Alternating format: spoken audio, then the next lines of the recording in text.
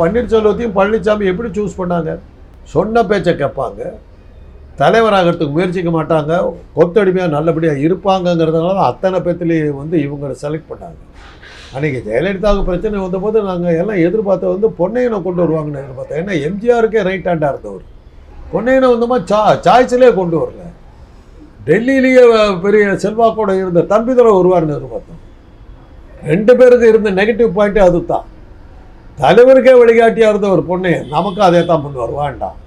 டெல்லி வரல செல்வாக்கு இருந்த ஒரு தம்பிதுரை வேணாம், ஆளை விடு. 2 பேரும் ஓரம் கட்டப்பட்டாங்க. தேடி பார்த்தாங்க, சொன்ன பேச்சை கட்டுட்டு ஒழுங்கார். சேலம் மாவட்டத்தை எங்கள் ஊருங்க அவர் பழனிசாமி.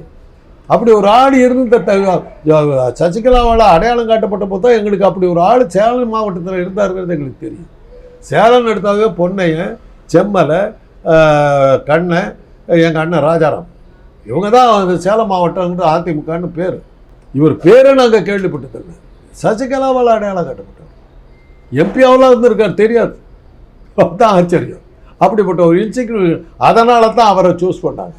நம்ம இறங்குனா இறங்கிக்குவார், இருன்னா இருப்பார். அப்படி தான் அவங்க சூஸ் பண்ணாங்க.